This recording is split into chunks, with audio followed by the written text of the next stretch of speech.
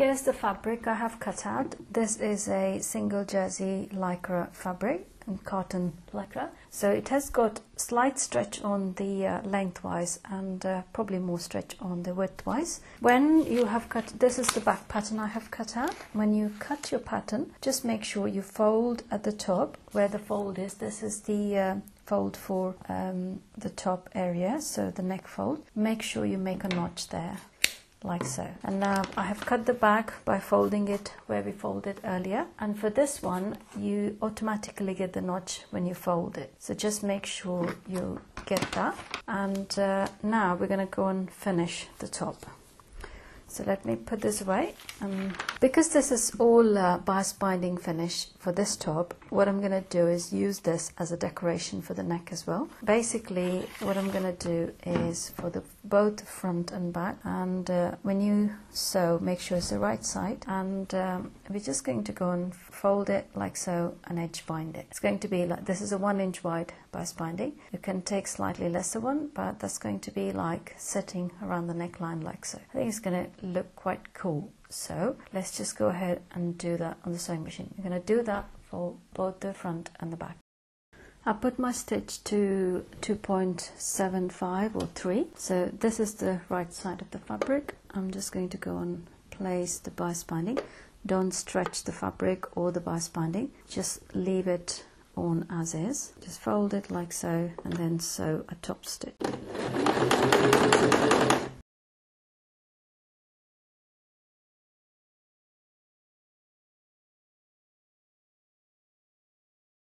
Here is the bias binding we have sewn. This is the back I'm showing you. Whilst I was doing this, I just decided that instead of folding it and leaving it on like that, I'm just going to use this as the edge, because it's got good weight and it's all trial and error when you first start doing your first design.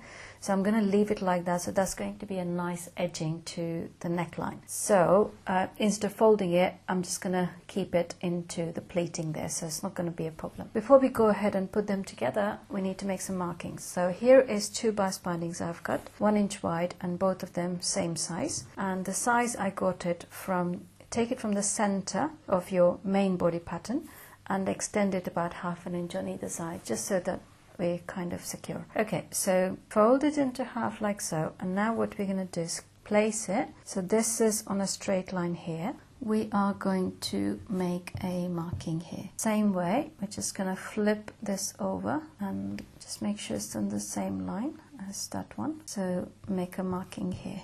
And your cowl effect is going to be gathered from this marking to the end. Okay, so this is going to be the neck drop. I'm going to put this one out, and you only need the marking on one because the other one's going to be just the edge binding. So let me take the back and make sure the fabric's the right side is down, and we're going to flip this over like that so we still have the marking. What we're going to do is we're going to start from the edge like here, and this is the armhole, and now we are going to pleat it. Leave about 1/2 inch from the edge because you need to finish that edge. Pleat the entire shoulder area onto here, and you start from there like so. If you wanted to, you could go slightly wider neck and make this quite a small shoulder. That's entirely up to you. So again, this is going to go and pleat there. So let me go ahead and pin this on both the sides, and then I'll come back and show you next step. That's how it looks when you have pinned on both the ends. And you can see the cowl effect is already taking shape, and that is the back, and that's a little bit deeper. So once you put the top together, it's all going to make sense. Okay, so let's go ahead and sew from there to there and there to there. And if you want to see how it looks, that's going to be the front. So once we take the pins off, that's how it's going to look. Okay, the thing is, what you got to make sure is, I think I've pinned it wrong, because if this is the front, the cowl is supposed to face it this way, not the outside, because that's how it's going to fall. So I'm going to change the direction of my pleating and then go and sew a stitch from there to there and there to there. Start sew on the fold, because anything excess we're going to trim it off and then cover it later on. Okay, let me go ahead and do that. I'm not going to film this because this is just a straight stitch on the bias binding. And I'm going to change the direction of the pleat, do that, and come back and show you the next step.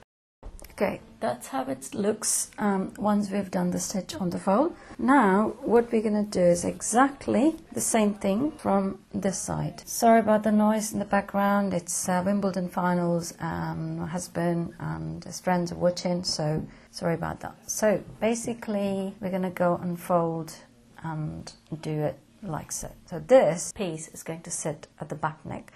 That's your front, that's your back. You can wear that as a front and that as a back if you like. Let me go ahead and do it exactly the same process we're going to do this way. So finish that, and then you're going to have this two edges, so trim any excess off, and then we're going to go and place this and sew together. So that way it completely finished from inside out. Let me go ahead and attach this and come back and show you the next step. Okay, that is how the shoulder looks, and that's the front neck drop and the back neck drop. Now we need to close the inside because we have this seam that is showing through. So basically let's flip this over, go on to one side, that is the front of the top. We're going to open the bias binding, place the bias binding exactly the same as the other bias binding like so, and we're going to go and sew a stitch all the way across. Okay, so then that is going to overlap and cover this part of the design, and then we're going to put a top stitch. You can also do a top stitch right away like this, but sometimes it doesn't sit right. So I prefer to do it like, sew the stitch once and then do two top stitches on either side later on. So let me go ahead and do it and then come back and show you the next step. Okay, there we have it. I have attached, that was the main one, so I've attached another bias binding like so. So now all we're going to do is just open it up like that, and from the right side we're going to do a top stitch. So that way, can you see, inside and out it's neatly finished. So we're going to go and do that stitch, and I'm going to pin this and go and do a top stitch. So when we turn it to the right side, how it's going to look is we're going to have a stitch there and a stitch there, and that way it will be neatly finished on both the sides.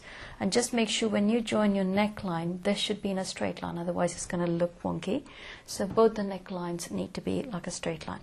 So this is going to look, this strip here is going to sit at the back of your neck, just the nape of the neck, and that's your front neck drop and the back neck drop. Okay, so let me go ahead and do the top stitch and come back and show you the next step. Okay, so I have finished sewing from inside out. It looks the same, so you could almost use this on both the sides. So that's the front, and that's the right side of the fabric. So now all you have to do is go and sew a bias binding all around the armhole, finish the side and the bottom hem exactly like how you would do a normal t-shirt. There's no change at all.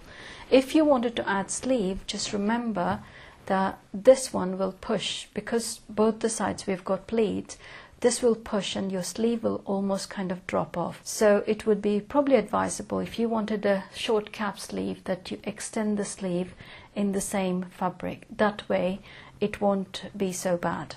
Okay, so I'm going to finish this with the bias binding, and this is going to look like a very, very small kind of extended sleeve. It won't look like a sleeveless top.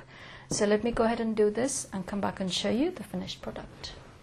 So there you have it. I've finished the side seams and the bottom hem, and that's how the top looks.